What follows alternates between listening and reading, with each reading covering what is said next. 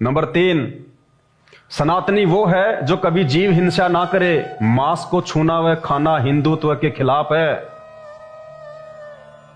एक असली सनातनी, एक असली हिंदू, एक असली इंसान वो है जो कभी जीव हिंसा नहीं करता। मांस खाना तो दूर, मांस को छूता भी नहीं, उसको कहते हैं एक असली सनातनी। अपने पूर्वजों का इतिहास उठा के देख लो। आप हिंदू राष्ट्र बनाओगे देश को, उससे पहले हिंदू बनो। हिंदू, ये हिंदू की डेफिनेशन आज संत रामपाल जी भगवान ने आके बताई है, उस परमेश्वर ने आके बताई है कि हिंदू कौन है, मुसलमान कौन है। ये सभी पे लागू है नियम। ये जितने भी नियम आपको जो बताए जाएंगे, जो पॉइंट, अगर एक मुसलमान के अंदर नहीं है तो वो मुसलमान नहीं है, उसका धर्म मुसलमान नहीं है। अगर एक जैनी के अंदर नहीं है ये गुण तो वो जैनी नहीं है, उसका धर्म जैन नहीं है, वो इंसान नहीं है, इंसान के रूप में शैतान है। जो इन सभी अवगुणों से युक्त है। तो एक असली सनातनी, एक असली हिंदू, एक असली इंसान वो है जो कभी जीव हिंसा नहीं करता। बताइए, यहां तो सरकार ने बूचड़ खाने खुलवा रखे हैं, और हिंदुस्तान में जितने भी बूचड़ खाने हैं, अगर आप लिस्ट निकाल के देखोगे कि उनके मालिक कौन है, हिंदू। अगर 1000 बूचड़ खाने हिंदुस्तान में हैं तो 900 व्यक्ति जो उनके मालिक हैं वो आपको हिंदू मिलेंगे। कौन सा हिंदू राष्ट्र बनाने की बात कर रहे हैं भाई साहब? क्या सपना देख रहे हैं आप? ये परमेश्वर का विधान है जो शास्त्रों में है। इस विधान को लागू किए बिना आप इस देश को ना तो विश्व गुरु बना सकते, ना आप इस देश को आप सनातनी संस्कृति की तरफ वापस लेके जा सकते, और ना आप इस देश को हिंदू राष्ट्र बना सकते। तो यहां तो सरकारों ने बूचड़ खाने खुलवा रखे हैं, कत्ल खाने खुलवा रखे हैं। जगह जगह आपको मीट की दुकानें मिलेंगी, पशु काटे जाते हैं, रोडों पे पक्षी काटे जाते हैं, और खाने वाले कौन? हम हिंदू, मुसलमान, जैनी, बौद्ध, जो अपने आप को सबसे ज्यादा पाक और पवित्र बताते हैं। मुसलमान कहता मेरा धर्म सबसे पाक है, हिंदू कहता मेरा धर्म सबसे पवित्र है, जैनी कहते हैं हम तो लहसुन भी नहीं खाते, और शाम के समय फिर वो बकरे खाते हैं, मुर्गे खाते हैं। ब्राह्मण, मैं तो सर्वश्रेष्ठ जाति में पैदा हुआ हूं, मैं तो ब्रह्मा जी का वंशज हूं, ब्राह्मण कुल में, और रात्रि के समय बकरे की टांग खाता है, मुर्गे की टांग खाता है, ब्राह्मण है। अभी तक तो ब्राह्मण की परिभाषा का भी नहीं पता कि ब्राह्मण कौन होता है। उस परिभाषा को भी संत रामपाल जी ने आके बताया कि ब्राह्मण वो ही जो ब्रह्म पहचाने, जो ब्रह्म को पहचानता है, जो सृष्टि के उत्पत्तिकर्ता को पहचानता है, जो परमेश्वर को पहचानता है, और पहचानने के बाद में जो उस परमेश्वर के नियमों पे चलता है, जो इन सभी नियमों को फॉलो करेगा, वो है एक असली ब्राह्मण। जाति से कोई ब्राह्मण नहीं है, ये जातियां भगवान ने नहीं बनाई। अगर भगवान ने जाति बनाई है तो बता दीजिए, त्रेता युग में श्री रामचंद्र जी की क्या जाति थी? क्या जाति थी श्री रामचंद्र जी की? जाट थे, यादव थे, ब्राह्मण थे, ठाकुर थे, राजपूत थे, क्या थे? क्योंकि त्रेता युग में जाति थी ही नहीं। ये जातियां तो द्वापर युग के लास्ट में शुरू हुई हैं, श्री कृष्ण जी के समय में। उससे पहले कोई जाति थी ही नहीं। तो मांस खाने वाले भारत को हिंदू राष्ट्र बनाएंगे? कभी नहीं बन सकता। और आप लोग मांस क्यों नहीं खाओगे भाई? पता आप लोगों ने मांस खाना क्यों शुरू किया है? क्योंकि हमारे भगवानों ने आदेश दे रखा है। जिनको आप भगवान मानते हैं ना, श्री विष्णु जी को, और श्री विष्णु जी के अवतार श्री रामचंद्र जी, श्री कृष्ण जी, तीनों एक ही हैं। तो विष्णु भगवान ने मांस खाने का आदेश विष्णु पुराण में दे रखा है। अब आप कहेंगे ये क्या बात बोल रहे हो आप? भगवान विष्णु और मांस खाने का आदेश दे रहे हैं? जी हां, मैं बार बार अपने वीडियो में कहता हूं, अगर आप हिंदू धर्म से हैं या मुसलमान धर्म से हैं, जैन धर्म से हैं या फिर बौद्ध धर्म से हैं या फिर सिख और ईसाई धर्म से हैं, जब तक आप अपने धर्म के शास्त्रों से परिचित नहीं होगे तब तक आप किसी भी भगवान की स्थिति को नहीं जान सकते, किसी भी भगवान के चरित्र को नहीं जान सकते। आप अध्यात्म से सैकड़ों कोस दूर रहोगे। और इसी प्रकार ये नकली संत महंत ढोलक पेटी लेके गली गली गांव गांव में तालियां पीटने वाले ये आपका जीवन बर्बाद करवाते रहेंगे, खुद का तो कर ही रहे हैं।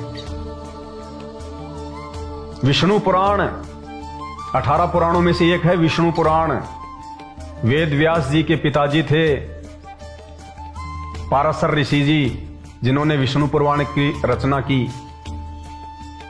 विष्णु पुराण में श्राद्ध के समय आपके जब पूर्वज मरते हैं ना, और जब आप उनका श्राद्ध निकालते हो, हम तो नहीं निकालते क्योंकि हमें तो पूर्ण परमेश्वर सतगुरु रामपाल जी भगवान ने आके सच्चाई बता दी अध्यात्म की, इन श्राद्धों की, इन कर्म और कांडों की, जो आज से पहले हमारे पूर्वजों का जीवन बर्बाद कर गए और वर्तमान की पीढ़ी का जीवन बर्बाद कर रहे हैं। ये कर्म कांड, ये ज्ञानहीन नकली धर्मगुरु। तो संत रामपाल जी ने आके सच्चाई बताई। इन्होंने आज ये पुराण दिखाए हैं जनसाधारण को, आम व्यक्ति को। और जब तक आप भी इन शास्त्रों को अपनी आंखों से नहीं देखोगे, इनमें लिखी हुई सच्चाई से परिचित नहीं होगे, आप भी ऐसे धोखा खाते रहोगे, भटकते रहोगे। ये सच्चाई है, पीठ पीछे नहीं बोली जा रही।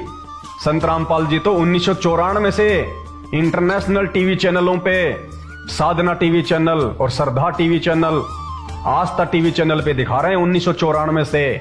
और ये सभी जो हिंदू धर्म के ठेकेदार हैं या जो ये मुसलमान धर्म के ठेकेदार हैं, क्योंकि संत रामपाल जी ने सभी धर्मों को बराबर लिया है। भगवान की नजरों में कोई छोटा बड़ा नहीं होता। पाखंड सभी धर्मों में है, चरम सीमा पे है।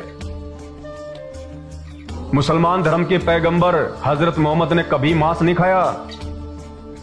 हजरत मोहम्मद जी कभी भी नमाज पढ़ने के लिए किसी भी मस्जिद में नहीं गए। और आज मुसलमान धर्म में जो पाखंड फैला हुआ है, कोई सीमा नहीं है। आने वाले समय में कुरान शरीफ पे भी वीडियो बना के आपको दिखाए जाएंगे। मुसलमान भाइयों की भी आंखें खोली जाएंगी, क्योंकि मुसलमान धर्म में भी चंद जो धर्मगुरु हैं, क्योंकि आम जनता ज्यादा होती है, धर्मगुरु थोड़े होते हैं। वो काजी, मुल्ला, पीर, पैगंबर, जिनको खुद कुरान शरीफ की जानकारी नहीं है और पूरे मुसलमान समाज को भ्रमित किए बैठे हैं। वो सच्चाई भी संत रामपाल जी ने अपने सत्संगों में दिखाई है, बताई है, कुरान शरीफ को खोल खोल के। तो आने वाले समय में आपको कुरान शरीफ पे भी वीडियो बना के सच्चाई बताई जाएगी, मुसलमान भाइयों को भी। और भाई, जागना हो तो जाग लेना। ये धर्म भगवान ने नहीं बनाए, ये जातियां भगवान ने नहीं बनाई। भगवान ने तो मां के पेट से सबको जेर में लपेट के भेजा है। बाहर आके ना धो के कोई पंडित बन गया, कोई बनिया बन गया, कोई यादव बन गया, कोई जाट बन गया, कोई ठाकर बन गया। भगवान ने तो सबको मां के पेट से शूद्र पैदा किया, शूद्र। सब के सब जेर में लिपट के, गंदगी में लिपट के बाहर आए हैं। बाहर ना धो के सब अपने आप को पाक पवित्र समझने लग गए। सनातनी वो है जो कभी जीव हिंसा ना करे। यहां बात बात पे लड़ाई, बात बात पे झगड़ा, प्रॉपर्टी को लेके झगड़ा, औरतों को लेके झगड़ा, गर्लफ्रेंड को लेके झगड़ा, पद और पोस्ट को लेके झगड़ा, अध्यक्ष के पद को लेके झगड़ा, सरपंच के पद को लेके झगड़ा, मंत्री पद को लेके झगड़ा, राजनीतिक पार्टियों में झगड़ा। कौन कितने आदमी मरवा देता है कोई पता नहीं, अपने स्वार्थ के लिए, अपनी चेयर बचाने के लिए। यह हिंसा। कैसे हिंदू राष्ट्र बनाओगे इस देश को, इस मनमुटाव के बीच? तो हिंदू वह है जो ना कभी मांस खाए और ना कभी मांस को छुए। और हिंदू समाज में मांस खाना क्यों शुरू हुआ? क्योंकि भगवान विष्णु ने आदेश दे रखा है। अपनी आंखों से देखोगे तब आपको पता चलेगा, क्योंकि आपने अभी तक ये शास्त्र पढ़े नहीं और इन नकली संतों ने आपको कभी पढ़ाए नहीं। अगर इन शास्त्रों में लिखी हुई ये सच्चाई अगर आपको ये हिंदू धर्म के संत महंत आचार्य शंकराचार्य यदि आपको बता दें, तो आप इनसे सवाल करने लग जाओगे। और ये जो बातें लिखी हुई हैं, इनका जवाब जिन्होंने इन पुराणों को लिखा है, अनुवाद किया है, उनके पास भी नहीं है, तो वर्तमान के इन संतों के पास में कहां से होगा जवाब। तो देखिए, श्री विष्णु पुराण ये तृतीय अंश है, तीसरा अंश है विष्णु पुराण का, और 16वां अध्याय विष्णु पुराण का तीसरा अंश 16वां अध्याय। पेज नंबर देख लीजिएगा, मार्केट से लाके खरीद के 200 रुपए में आएगा। गीता प्रेस गोरखपुर से प्रकाशित है, जो कि हिंदू समाज में सबसे ज्यादा विश्वसनीय है, एथेंटिक है, कोई झुटला नहीं सकता इसको। ये पेज नंबर देखिएगा 219, पेज नंबर 219, तीसरा अंश 16वां अध्याय। क्या लिखा हुआ है यहां पे? श्री पाराशर ऋषि जी ने, जिसने विष्णु पुराण लिखा है, विष्णु भगवान के आदेश से, विष्णु भगवान का ये जीवनी है, ये पूरी उनके विचार हैं विष्णु पुराण में। जैसे ब्रह्मा पुराण में श्री ब्रह्मा जी का पूरा हिसाब है, पूरा उनका खाता है, उनकी जीवनी है, उनके कर्म और कुकर्म है। ऐसे ही विष्णु पुराण में श्री विष्णु जी का पूरा हिसाब किताब है। क्या उनके विचार हैं, क्या उनकी लीलाएं थी, कौन कौन से उन्होंने युद्ध किए, कौन कौन से उन्होंने अच्छे काम किए, सबका जो मटेरियल है वो श्री विष्णु पुराण में है, 16वां अध्याय। और यहां पे ये श्राद्ध के बारे में लिखा हुआ है, श्राद्ध कर्म के विषय में। श्राद्ध कर्म में विहित और अविहित वस्तुओं का विचार। श्राद्ध, किन मूर्खों ने हमारे को श्राद्ध निकालने सिखा दिए? अरे आपके पूर्वज या आप लोग, आप कहते हो कि भगवान विष्णु पूर्ण परमात्मा है, ब्रह्मा जी पूर्ण परमात्मा है, और उनकी भक्ति करके तो हम उनके लोक में चले जाएंगे, बैकुंठ में चले जाएंगे, हमारी मुक्ति हो जाएगी। एक तरफ तो आपके पूर्वज भगवान विष्णु की भक्ति करके विष्णु जी के लोक में चले गए, आप घर पे उनकी फोटो बनवाते हो उनके मरने के बाद, और नीचे लिखते हो हमारे स्वर्गवासी पिताजी, यानी वो स्वर्ग में चले गए, भगवान के पास चले गए, उनकी मुक्ति हो गई। अरे जब मुक्ति हो गई, भगवान के पास वो चले गए, फिर ये श्राद्ध क्यों निकलवाए जा रहे हैं मुक्ति के लिए? जिनकी जीते जी मुक्ति नहीं हुई, तो मरने के बाद श्राद्ध निकालने से कहां से मुक्ति हो जाएगी? इन नकली ज्ञानहीन धर्म गुरुओं ने, ये सबसे बड़े पाखंडी हैं, समाज के सबसे बड़े दुश्मन हैं ये, जिन्होंने हमारे पूर्वजों को भूत बनवा दिया उल्टी साधना देके। जो व्यक्ति भगवान विष्णु की भक्ति करके विष्णु लोक में गया, मुक्ति हो गई, उसके बाद उसके श्राद्ध क्यों? मुक्ति के लिए, उसकी तृप्ति के लिए, उसकी भूख शांत करने के लिए। अरे भगवान विष्णु के लोक में भी अनाज की कमी है क्या? वहां पे भी खाने दाने की वो कमी है क्या, जो उसकी तृप्ति के लिए आप हर छठे महीने ये श्राद्ध निकालते हो? ये नतीजा है आप और हमारी अज्ञानता का, आप और हमारी उस छोटी सोच का, जो हम संतों के सत्संग नहीं सुनते, जो तत्वदर्शी संत होते हैं। हम कभी अपने शास्त्रों को नहीं पढ़ते, हमने कभी सच्चाई जानने का प्रयास ही नहीं किया, हमने कभी आवश्यकता महसूस ही नहीं की। जैसा इन ज्ञानहीन धर्म गुरुओं ने हमारे को बता दिया, वैसा हमने मान लिया। अरे ये तो देखा देखी हो गई, ये तो अंधविश्वास हो गया। इन्होंने बताया, हमने मान लिया। ये जो भी कथाएं बताते हैं, क्या आप अपने घर पे आके उनको पढ़ते हो? नहीं। तो इसका नतीजा श्राद्ध हमारे को इस कर्म कांड के अंदर फंसा दिया, सिर्फ अपना पेट भरने के लिए, वो खीर मालपुए खाने के लिए, दान दक्षिणा के चक्कर में। जिस व्यक्ति की भगवान विष्णु की आजीवन भक्ति करते करते मुक्ति नहीं हुई, अब उसके मरने के बाद में, उसके भूत बनने के बाद में ये श्राद्ध निकालने से उसकी मुक्ति होगी। वो खुद अपनी मुक्ति नहीं करवा पाया अपनी भक्ति करके, तुम्हारे द्वारा जो प्रयास किया जाएगा उसकी मुक्ति हो जाएगी? कभी नहीं हो सकती। गरुड़ पुराण को ध्यान से सुनना, उनकी तो दुर्गति होती है नरक में। तो ये श्री विष्णु पुराण पेज नंबर 219, तीसरा अध्याय, तीसरा अंश, 16वां अध्याय। श्राद्ध क्रम में विहित और अविहित वस्तुओं का विचार, यानी भगवान विष्णु के आदेश से पाराशर जी ने यह लिखा है। और क्या कर लिखा है कि जब श्राद्ध निकाले जाते हैं, पाराशर को भी ज्ञान नहीं, क्योंकि बिना तत्वदर्शी संत की शरण में आए ब्रह्मा विष्णु महेश को ज्ञान नहीं हो सकता। पाराशर ऋषि तो कौन से खेत की मूली है। तो ये पाराशर जी के विचार हैं भगवान विष्णु के आदेश से कि श्राद्ध में विहित यानी योग्य और अविहित यानी अयोग्य, यानी श्राद्ध में कौन सी वस्तुओं का प्रयोग करना चाहिए और कौन सी वस्तुओं का प्रयोग नहीं करना चाहिए। क्या लिख रहे हैं?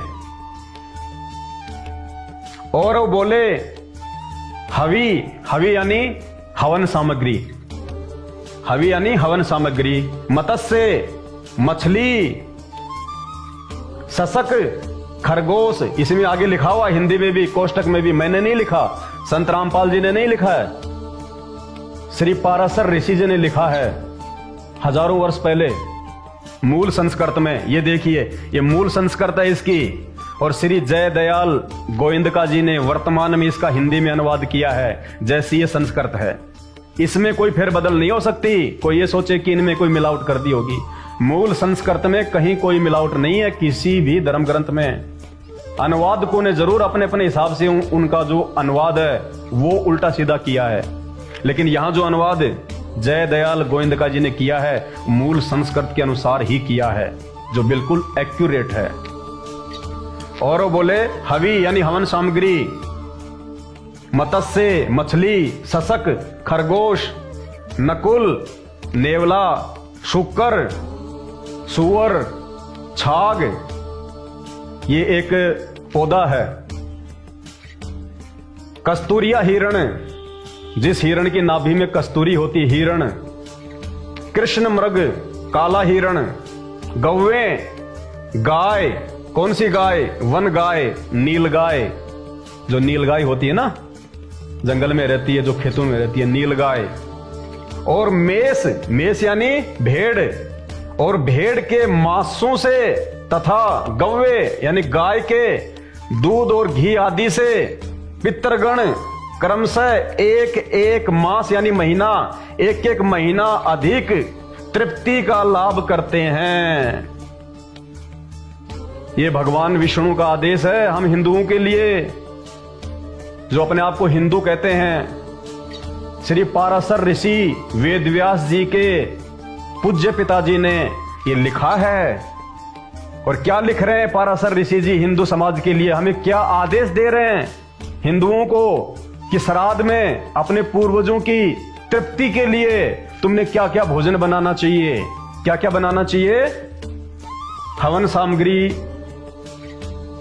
मछली का मांस बनाना चाहिए, सशक खरगोश का मांस बनाना चाहिए, नकुल नेवले का मांस बनाना चाहिए, शुकर सुअर का मांस बनाना चाहिए, छाग ये एक पौधा है इसकी सब्जी बनानी चाहिए, कस्तूरिया हिरण कस्तूरी वाले हिरण का मांस बनाना चाहिए, कृष्ण मृग जो काला हिरण होता है उसका मांस बनाना चाहिए, गौवे वन गाय नील गाय का मांस बनाना चाहिए रोज का, और भेड़ के मांसों से तथा गव्वे और गाय के दूध और घी आदि से। ये दूध और घी इन्होंने मिलावट की है यहाँ पे, इसका भेद संत रामपाल जी ने बताया है। ये जो जय दयाल जो गोविंदका जी हैं जिन्होंने इसका अनुवाद किया है, मूल संस्कृत में कहीं भी दूध और घी नहीं है। ये कोष्टक में इन्होंने लिखा है दूध और घी, अलग से लिखा है इन्होंने कोष्टक में दूध और घी। ये देखिए दूध घी आदि, जबकि मूल संस्कृत में कहीं भी दूध और घी का जिक्र नहीं है। गव्वेन ये लिखा हुआ गव्वेन, लेकिन जय दयाल गोविंदका जी ने देखा कि ये तो हिंदू समाज में मेरा विरोध हो जाएगा, लोग उल्टा सीधा सोचेंगे, हिंदू धर्म के बारे में पता नहीं लोग क्या बोलने लग जाएंगे। तो जय दयाल गोविंदका जी ने जानबूझ के अपनी तरफ से ये कोष्टक में ये दूध और घी लिख दिया, जबकि पाराशर ऋषि जी ने भगवान विष्णु के आदेश से लिखा है कि गाय का मांस, वन गाय और नील गाय और ये गव्वे गाय का मांस भी भगवान विष्णु ने श्राद्ध में अपने पितरों की तृप्ति के लिए बनाकर उन पंडितों को खिलाने का आदेश दिया है।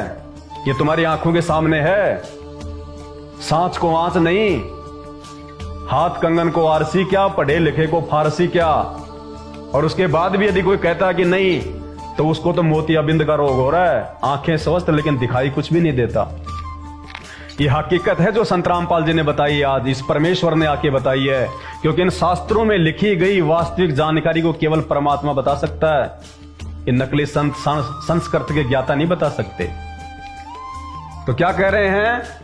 मछली का मांस, खरगोश का मांस, नेवले का मांस, सुअर का मांस, हिरण का मांस, काले हिरण का मांस, वन गाय का मांस, भेड़ का मांस तथा गाय का मांस, ये इनसे, इनके खाने से, श्राद्ध में ये बनाने से पितरगण जो मर गए, पितर क्या है ये?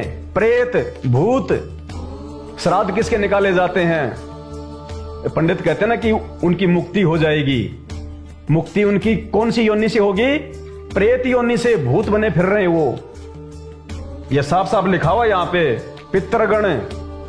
पितरगण मानी जो प्रेत बने हुए हैं, मरने के बाद में जो भूत बने हुए हैं।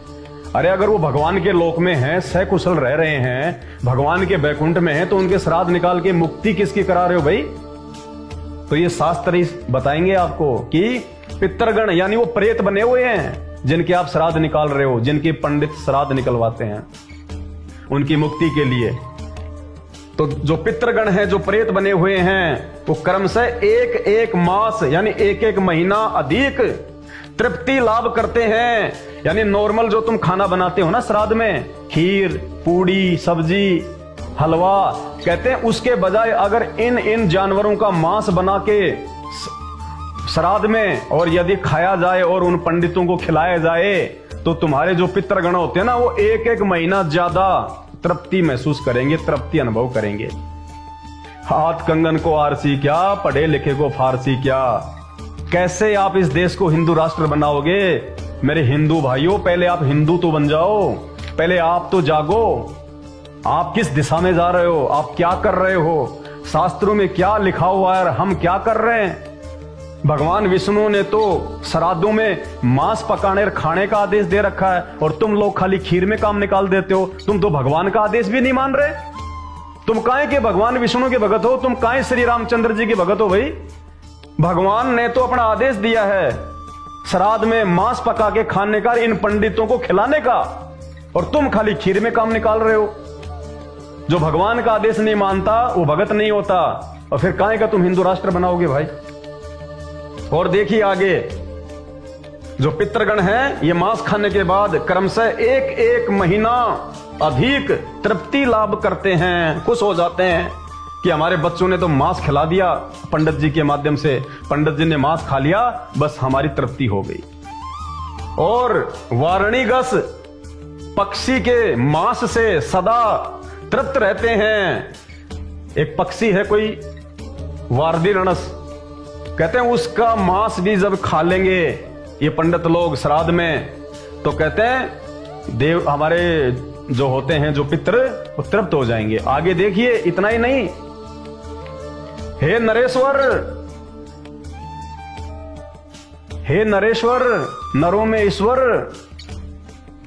पाराशर जी कह रहे हैं, हे नरेश्वर, श्राद्ध क्रम में ये देखो लिखा हुआ है श्राद्ध क्रम। अगर यहां पे साफ नहीं दिखाई दे रहा है तो 250-300 रुपए का आएगा। मार्केट से जाके गीता प्रेस गोरखपुर से जो प्रकाशित है, जिसके लेखक हैं जयदयाल गोविंदका जी, ले आना। चश्मा लगा के देखना मेरे भाइयों, जागो, गलतफहमी से बाहर निकलो। ये नकली धर्मगुरु हमारा जीवन बर्बाद कर देंगे। जैसे हमारे पूर्वज भूत बना के अब उनके श्राद्ध निकलवा रहे हैं ना, ऐसे हमारे भी श्राद्ध निकलेंगे, फिर भूत बने फिरेंगे।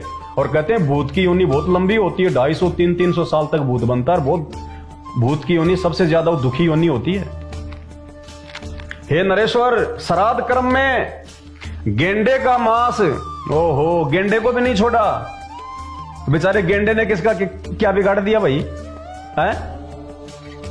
तो पाराशर ऋषि जी भगवान विष्णु के आदेश से हम प्राणियों को आदेश दे रहे हैं कि गेंडे का मांस बन जाए तो कहना है क्या श्राद्ध में। ओहो, पंडित जी भी तृप्त और आपके देवता भी तृप्त और आपके उपित्र भी तृप्त।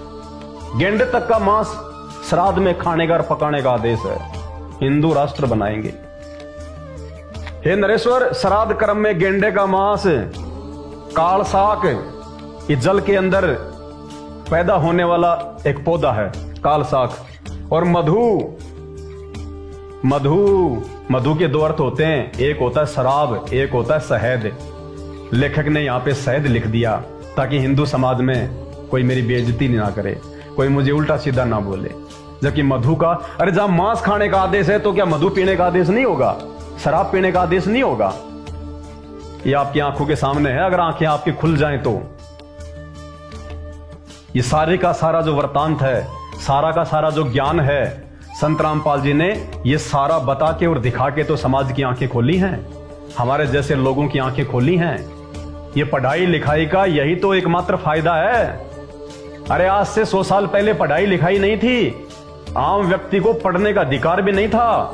केवल एक जाति विशेष के लोग, ये ब्राह्मण वर्ग, और ब्राह्मण का मतलब मेरा कोई ये जाति से नहीं है। कहीं जो पंडित जी हैं, जो शर्मा जी हैं, वो सोचे हमारे लिए कह रहा है, नहीं। ब्राह्मण का मतलब होता है जो गुरु पद पे होते हैं, जो गुरु पद पे होते हैं, जो धर्म गुरु होते हैं, उनको कहते हैं ब्राह्मण।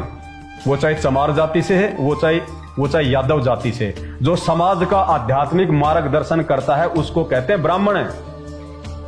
तो इन ब्राह्मणों ने, इन नकली धर्म गुरुओं ने ये सच्चाई क्यों नहीं बताई भाई भगत समाज को?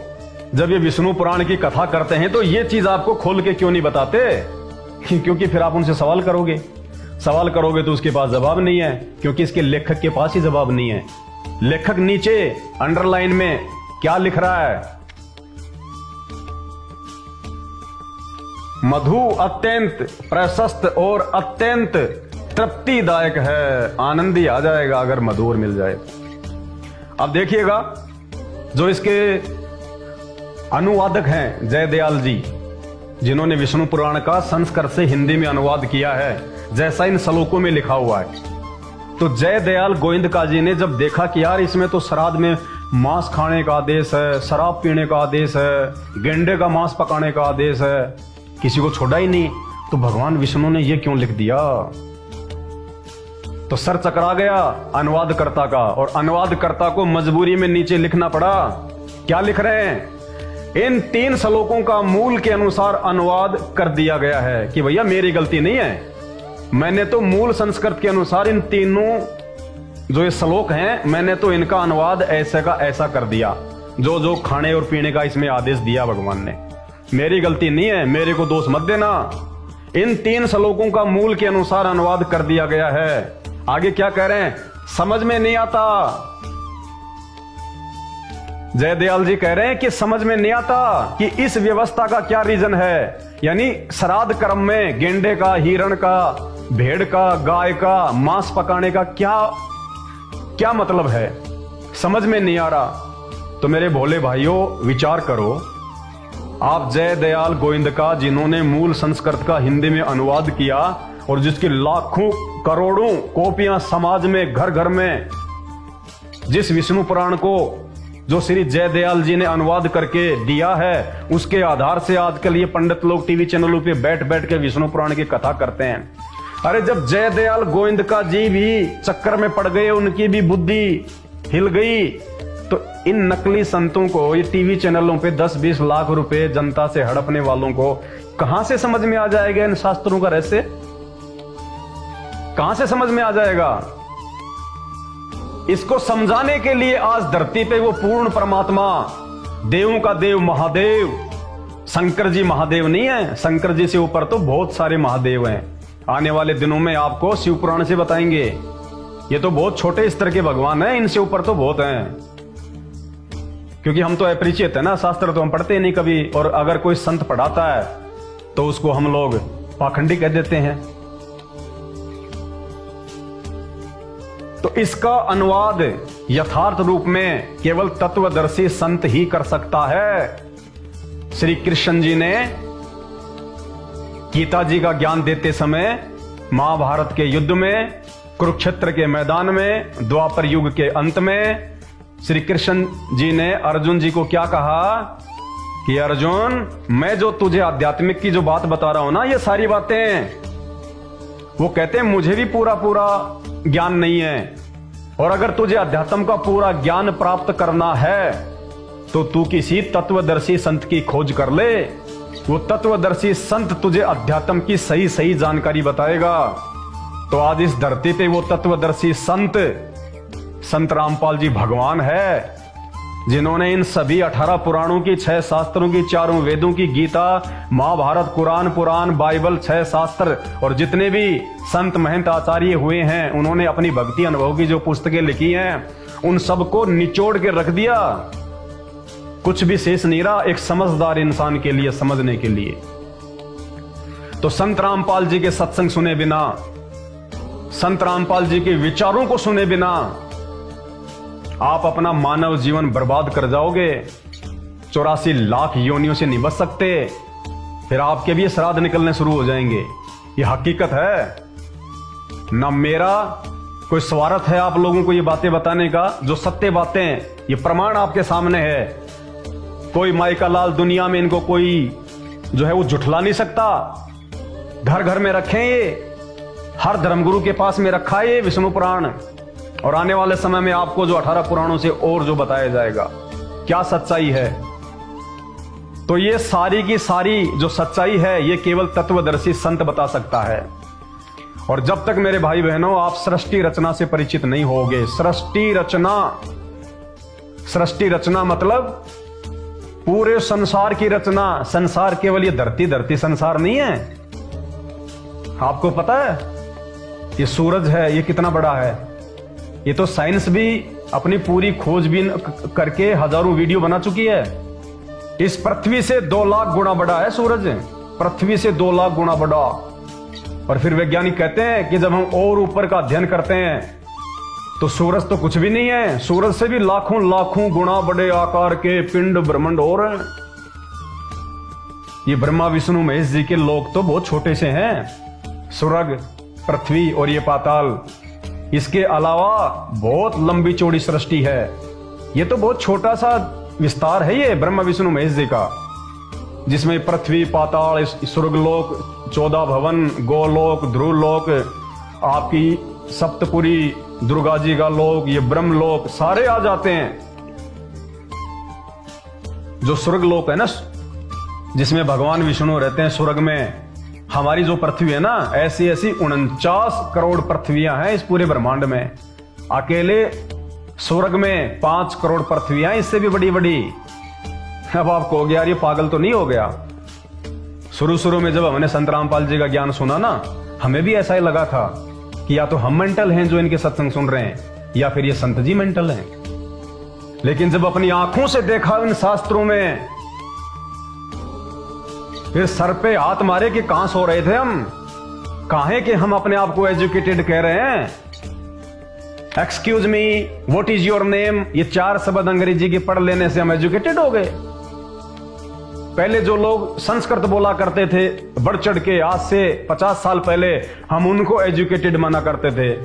अब संस्कृत का प्रचलन कम हो गया, अब ये अंग्रेजी का चल गया। तो आजकल जो फटाफट अंग्रेजी बोलता है हम उसको ज्यादा बड़ा विद्वान समझने लग गए। किसी भाषा का ज्ञान हो जाने से आदमी विद्वान नहीं होता। आपको अंग्रेजी आ गई, हिंदी आ गई, बाकी भाषाएं तो नहीं आती। 2700 भाषाएं दुनिया में।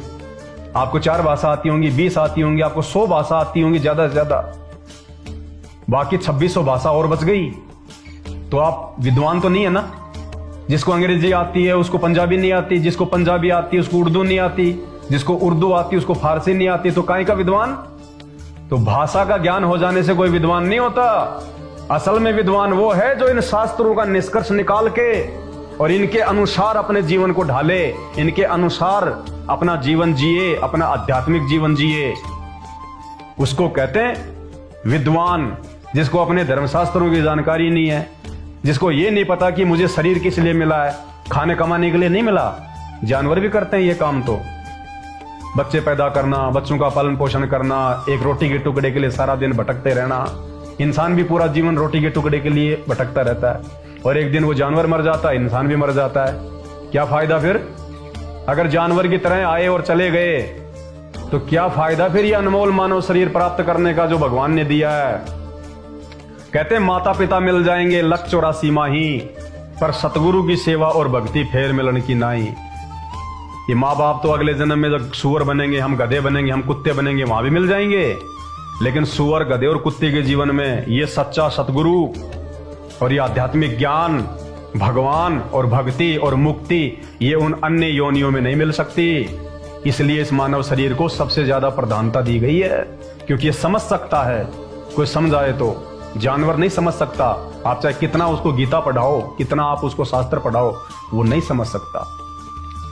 तो आज इस पूरी पृथ्वी पे संत रामपाल जी पूर्ण संत हैं, पूर्ण संत। हिंदुस्तान में जितने भी संत, महंत, शंकराचार्य, मठाधीश हैं, एकमात्र संत रामपाल जी को छोड़ के, और हिंदुस्तानी नहीं, हर धर्म